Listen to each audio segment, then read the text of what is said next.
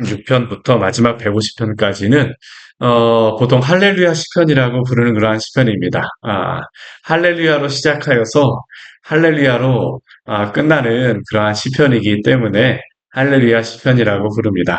근데 이 시편을 마무리하면서 이 시편이 하나님께 찬양하며 또한 감사하는 그러한 내용들이 많이 있는데, 할렐루야로 마친다라고 하는 것은 시편에 참 잘 맞췄다라는 생각이 듭니다. 물론 시편에 하나님께서 영감을 주셔서 이렇게 하신 것이지만, 이 시편의 마무리를 하나님께 찬양으로서 어, 돌려드리는 것으로서 마무리한다라는 것이, 또 우리의 삶에서도 하나님을 이렇게 찬양하며 경배하며 주님을 높이는 그러한 교회와 또한 성도가 되기를 원합니다.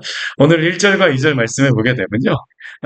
할렐루야라고 하는 그러한 단어로 시작하고 있죠. 할렐루야. 할렐루야라고 하는 그러한 의미는, 할렐루라고 하는 의미가 높이다, 찬양하다, 그리고 야라고 하는 의미가 여호와라고 하는 의미이기 때문에, 할렐루야라고 하는 단어 자체가 여호와를 찬양하라입니다. 여호와를 찬양하라. 근데 그렇게 본다라고 하게 되면요, 우리 할렐루야 내 영혼아 여호와를 찬양하라라고 우리 1절 말씀에 나와 있는데, 이게 여호와를 찬양하라가 뒤에 나와 있기 때문에 이것도 풀어서 여호와를 찬양하라지, 짧게 하면 이걸 무엇으로 다 말할 수 있을까요?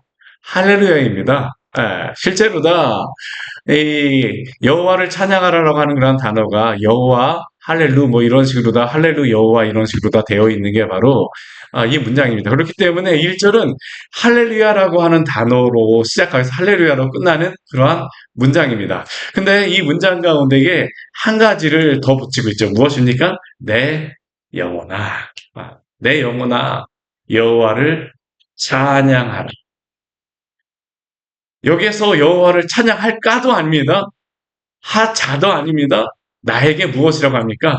내 영혼아 여호와를 찬양하라고 명령하고 있습니다. 우리가 때로는 항상 찬양할 수 없는 그런 상황도 있잖아요. 때로 우리가 생각하기에 이런 상황에서 어떻게 찬양할 수 있을까? 이런 상황에서 어떻게 기뻐할 수 있을까? 이러한 상황에서 어떻게 평안할 수 있을까? 근데 오늘 시편 146편 말씀에 보게 되면요, 명령을 합니다. 내 영혼에게. 내 영혼아 찬양할 수 없는 그런 상황이라 할지라도 내 영혼아 여호와를 찬양하라라고 나의 영혼에게 명령하고 있는 것입니다. 사랑하는 여러분, 우리가 이렇게 우리의 영혼에게, 때로는 우리가 감사할 수 없는 그런 상황이라 할지라도 우리가 주님을 찬양하며 또한 억지로라도 주님 앞에 이렇게 감사하며 나아가기를, 날마다 분투하기를 원합니다. 이것 자체도 저는 하나님이 주신 큰 은혜라고 생각을 합니다. 어떻게 우리 인생이 날마다 찬양하며 기뻐하는 그러한 순간에 있을 수만 있을까요? 우리가 생각하기에 그러한 순간에 있을 수만 있을까요? 그렇지만은 그럴 수만은 없죠. 그럼에도 불구하고 하나님께 찬양하고자 하는 그런 명령을 내 마음속에 내릴 수 있다? 이건 누가 또 주시는 것일까요? 하나님이 주시는 것입니다. 저는 이것 자체가 굉장히 하나님의 은혜라고 생각해요. 우리가 그런 상황 가운데서도 하나님을 잊지 않고 하나님을 붙잡고자 하는 그러한 마음들, 하나님이 주신 은혜죠. 성령이 우리의 마음속에서 간직하시며 또한 붙잡아 주시기 때문에 우리에게 주시는 큰 은혜입니다. 오늘 그런데 뒤에 말씀해 보게 되면요, 여호와를 또 찬양하며 하나님을 찬양하라고 하는 것이 또 나옵니다. 근데 이 내 영혼아 여호와를 찬양하라고 하는 게 언제까지 찬양을 해야 될까요? 우리 2절 말씀 같이 한번 해보겠습니다. 나의 생전에 여호와를 찬양하며 나의 평생에 내 하나님을 찬송하리로다. 내 영혼이 여호와를 찬양해야 되는 게 순간만이 아니라는 거죠. 뭐 방금 전에도 말씀드렸지만 생전에 살아있게 되면 이 땅에 있는 가운데에서는 하나님을 찬양해야 됩니다. 나의 평생의 모든 순간에 하나님을 찬양하리로다. 명령하며 찬양하며 찬양하리로다. 다짐하고 또한 그 마음속에 되새기는 거죠. 오늘 하루 주님을 찬양으로 시작해서 찬양으로 마무리하기를 원합니다. 때로는 그런 것 같아요. 저도 이 나이가 들어가다 보니까 예전에는 잘 몰랐었는데 이게 남성도 갱년기가 있다라고 이야기를 하더라고요. 예전 같지 않구나라는 생각이 듭니다. 예전 같이 이렇게 기분이 뭐 일정한 게 아니라 때로는 마음이 예전과 같지 않은 그런 상황들도 저녁 때 되게 되면, 야, 이게 피곤하다. 예전엔 저는 그런 걸 잘 몰랐었거든요. 근데 여러분들도 그렇지 않았습니까? 근데 어느 순간 보니까 이게 나이가 드니까 이게 왔다 갔다 기분도 그렇고 이 몸도 그렇습니다. 몸도 그렇다 보면 그럴 수 있지만, 그러나 우리가 하나님을 찬양해야 되는 것은 또 하나님이 우리에게 주시는 은혜입니다. 그렇기 때문에 날마다 주님을 찬양하며 살아가십시오. 오늘 3절과 우리 4절 말씀을 보게 되면요. 우리가 의지해야 되지 말아야 될 존재를 우리에게 말씀하고 있습니다. 누구를 의지하지 말라고 합니까? 귀인들. 또 누구를 의지하지 말라고 합니까? 도움이 없는 인생도 의지하지 말라고 이야기합니다. 우리가 힘이 떨어지게 되면 능력이 없게 되면 누구 바라봅니까? 사람 바라보잖아요. 그렇죠. 사람들 의지하고. 물론 도움을 요청해야 될 때가 있습니다. 그러나 우리가 왜 귀인들을 의지하지 말며 힘이 없는 인생도 의지하지 말라고 합니까? 귀인이라고 하게 되면 뭐 능력 있는 사람들 아닙니까? 근데 그 사람을 시편에서는 무엇이라고 이야기하냐면요. 도울임이 없는 인생이라고 이야기합니다. 도울임이 없는 인생. 왜 인생이 도울임이 없는 인생일 수밖에 없습니까? 오늘 4절 말씀해 보게 되면 이렇게 분명히 말씀하고 있죠. 우리 4절 말씀 같이 읽겠습니다. 그의 호흡이 끊어지면 흙으로 돌아가서 그날에 그의 생각이 소멸하리로다. 그렇지 않습니까? 아무리 의지할 만한 그러한 사람이었어도 아무리 도움을 줄 수 있는 그러한 인생이라 할지라도 약해지고 결국에는 호흡이 끊어질 날이 돌아온다는 겁니다. 영원하지 못하다라는 것이죠. 영원하지 못하다라는 겁니다. 아무리 능력 있는 그러한 사람이라 할지라도 용사라 할지라도 나이가 들게 되면 어떻습니까? 약해지게 되죠. 제가 요즘에 뭐 우리나라 대통령 이렇게 뭐 되고 하는 그런 모습들을 보게 되면요. 이게 저도 한 70년대에서 박정희 대통령서부터 이런 제 기억에 있는 그러한 대통령들의 그런 모습을 보게 되면 한때는 뭐 날아가는 그 새도 떨어뜨리는 그런 권력이 있었던 사람들 얼마나 많습니까? 근데 한번 10년, 15년 지나서 보십시오. 20년 지나서 보십시오. 정말 아무것도 아닙니다. 우리가 성경에 나와 있는 우리가 올해 봤던 뭐 역대기의 그러한 말씀에 나와 있는 또 느헤미야 말씀도 보고 또 여러 가지 우리 말씀도 보았었는데 아수르의 여러 왕들, 바벨론의 느부갓네살과 같은 그런 왕들 그렇게 힘이 있고 능력이 있었으나 다 어떻게 됩니까? 의지할 만한 존재가 아니죠.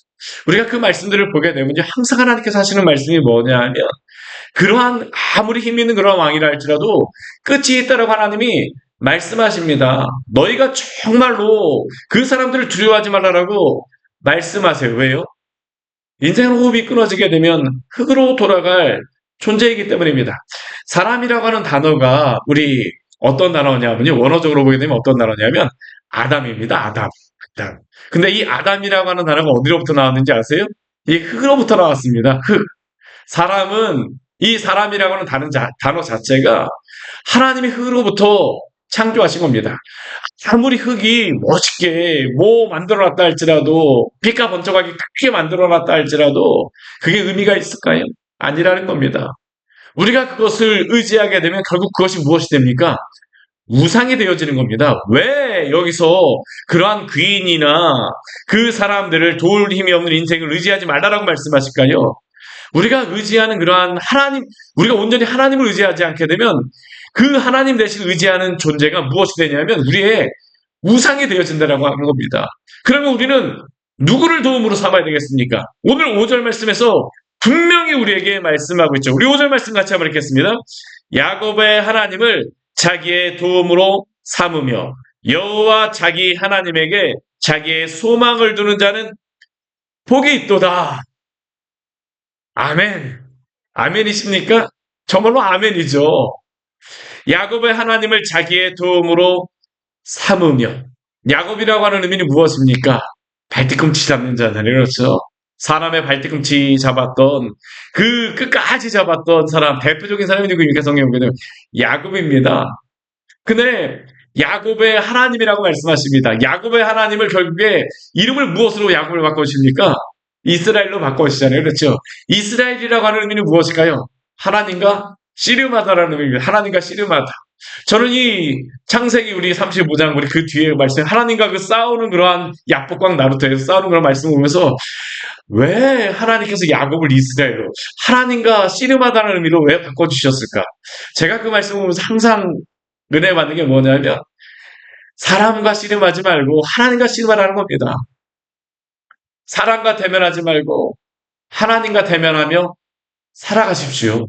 이게 어떤 사람입니까? 하나님을 의지하는 사람이죠. 우리의 도움이 누구로부터 옵니까? 하나님으로부터 옵니다. 야곱의 하나님을 자기의 도움으로 삼으며 여호와 자기 하나님에게 자기의 소망을 두는 자는 복이 있나니. 참 우리 뒤에 말씀도 보게 되면 이게 은혜가 됩니다. 여호와 자기 하나님에게 자기 소망을 두는 자는 복이 있도다. 이게 당연한 겁니다. 자기의 하나님, 나의 하나님이시기 때문에 나의 소망을 하나님께 두는 게 당연함에도 불구하고 많은 사람들 어떻습니까? 나의 하나님이라고 이야기하면서 소망은 다 누구에게 둡니까? 여러 가지 세상에 눈에 보이는 것에 두지만 그렇지 않다는 겁니다. 사랑하는 여러분, 여호와 하나님을 나의 하나님으로 삼으셨습니까? 그러면 하나님께 소망을 두십시오.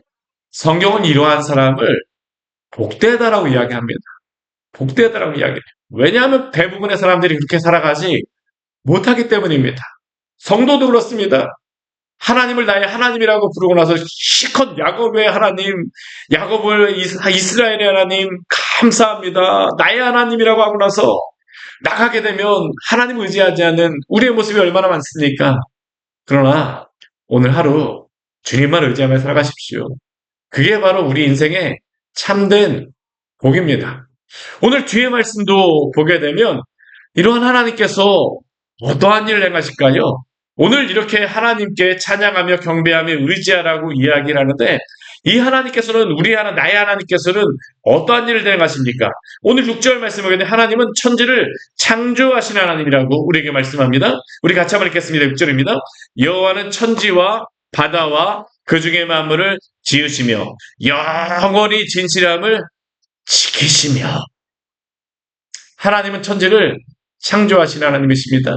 만물을 지으셨습니다. 그것뿐만 아니라 진실함을 지키시며, 이 진실함이라고 하는 단어는 에메트라고 하는 단어입니다. 신실하다라는 의미입니다. 신실함. 하나님을 의지할 수밖에 없는 이유 무엇입니까? 하나님 그 신실함을 결코 버리지 않으세요. 앞에서 그 이전에 하셨던 그런 하나님의 모습과 뒤에 하나님의 모습이 다르지 않습니다. 사람은 어떻습니까? 우리가 참 사람을 의지할 수 없는 것 중에 하나가 앞뒤가 많이 다르잖아요. 그렇죠? 앞에서 했던 이야기하고 뒤에서 하는 이야기하고 이전에 아무리 약속을 했었으나 지키려고 하지만 인생이 나중에 어쩔 수 없이 지키지 못하는 그런 상황 가운데 있지 않지 않습니까? 그러나 하나님은 어떠십니까? 영원하십니다. 천지를 창조하신 하나님께서는 오늘도 그 천지 만물을 또한 운행하시며 통치하시며 다스리시며 당신의 그 신실하심에 따라서 오늘도 당신의 백성을 지키십니다. 오늘 그래서 7절 말씀을 보게 되면 이렇게 말씀하고 있죠. 억눌린 사람들을 위하여 무엇으로 심판하십니까? 정의로 심판하시며 줄인 자들에게 무엇을 주십니까? 먹을 것을 주시고 갇힌 자들에게 무엇을 주십니까? 자유를 주십니다. 억눌린 사람들, 사실 이 억눌렸다라고 하는 것은 무엇입니까? 자유가 없는 사람들입니다. 자유가 없는 사람들. 우리 북녘에 우리의 동포들 75년이 넘는 시간 동안 자유 없이 살아가고 있지 않습니까? 하나님을 찬양하며 하나님을 경배하는 길을 원하는 그런 사람들도 참 많다라고 이야기를 합니다. 북한에 다녀오신 그런 분들 가끔 이야기 들어보게 되면 선교사님들이라든가 그런 분들 이야기 들어보게 되면 아직도 신앙을 지키고 있으신 그런 분들이 있어요. 예전에 영상을 보게 되면 우리가 그런 영상 보잖아요. 이 총사령을 당하고 있는 상황 가운데에서도 주의하라고 하더라고요. 제가 그걸 보면서 마음이 뜨거워지는 것을 느꼈었는데 그러한 상황 가운데에서도 하나님을 붙잡는 그러한 마음껏 외칠 수 있는 것이 어떻게 보면 죽는 그러한 순간이었을 수도 있지 않겠습니까? 그런데 우리에게 진정한 자유는 무엇입니까? 하나님 안에서 얻는 것이죠. 사실 북한에서도 자유함 가운데 살아가고 있는 사람들이 있습니다. 어떠한 사람들입니까? 주님을 붙잡는 사람들입니다. 오늘날 가장 불쌍한 사람들이 무엇일까요? 자유를 가졌다라고 하지만 자유가 없는 사람들입니다. 내가 자유롭게 마음껏 살아갈 수 있다라고 하지만 하나님을 섬길 수 없는 그러한 사람들. 그런데 그 사람들에게 정말로 필요한 것이 무엇입니까? 주님의 자유죠. 의로우심. 만약 그 사람들이 주님을 믿지 못하는다라고 하게 되면 무슨 유익이 있겠습니까? 이 세상의 자유. 또한 하나님은 줄인 자들에게 오늘도 먹을 것을 주시며 갇힌 자들에게 자유를 주시는 이 하나님, 우리의 하나님이십니다. 또 우리 8절 말씀을 보게 되면 이렇게 말씀합니다. 8절 말씀 같이 한번 읽어보겠습니다. 여호와께서 맹인들의 눈을 여시며 여호와께서 비굴한 자들을 일으키시며 여호와께서 의인들을 사랑하시며. 참 하나님의 그 사랑하심, 우리가 어제도 보았던 말씀과 거의 유사합니다. 하나님은 맹인들의 눈을 여십니다. 눈먼 자들 눈을 열어주시죠. 또한 비굴한 자들, 억눌린 자들을 일으켜 주셨습니다. 의인들을 사랑하십니다. 또한 우리 9절 말씀을 보게 되면 나그네들을 보호하시고 고아와 과부를 붙드시며 악인의 길은 굽게 하신다라고 말씀하십니다. 하나님은 정의를 행하시고 긍휼을 베풀어 주시는 하나님이시라는 겁니다. 근데 우리 하나님께서는 이러한 일들을 실제로 이 땅 가운데 직접 보여주셨습니다. 누구를 통하여서 보여주셨을까요? 우리 주 예수 그리스도가 이 땅에 오심으로 말미암아 실제로 이러한 일들을 행하셨었죠. 우리가 마가복음 말씀에서 계속적으로 보는 말씀이 이것 아닙니까? 억눌린 사람들에게, 또한 줄인 자들에게, 갇힌 자들에게, 맹인들을, 또 비굴한 자들을, 또한 의인들을 사랑하시며 눈을 여시고 일으키시고 자유를 주시며 먹을 것을 주셨던 분이 바로 예수 그리스도입니다.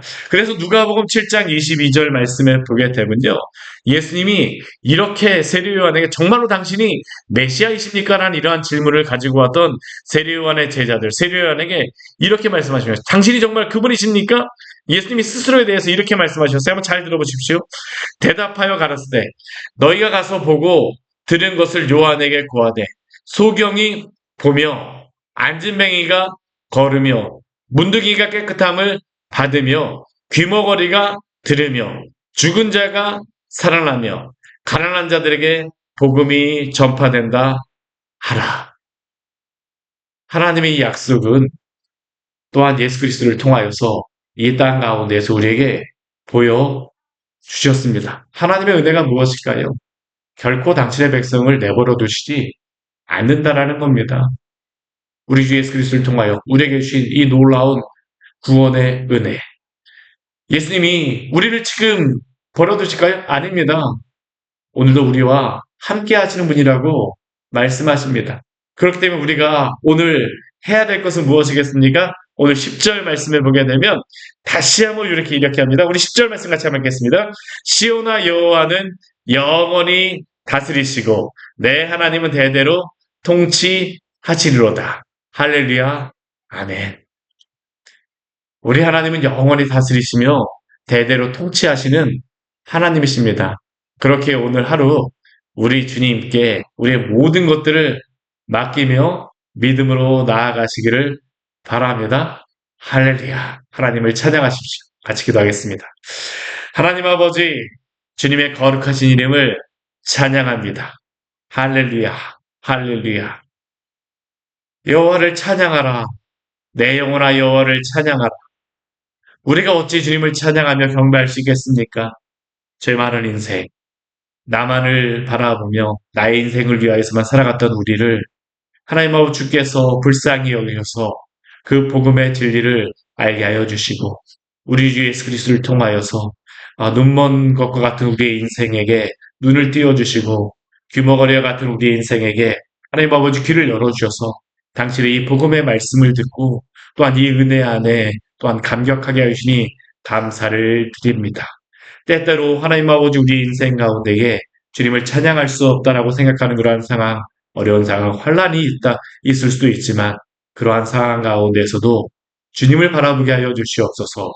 야곱의 하나님, 이스라엘의 하나님이신 우리를 구원하신 주님을 바라봄으로 말미암아 오늘 하루도 하나님 아버지 승리하는 우리 귀한 헛된 성도들 될 수 있도록 은혜 내려 주시옵소서.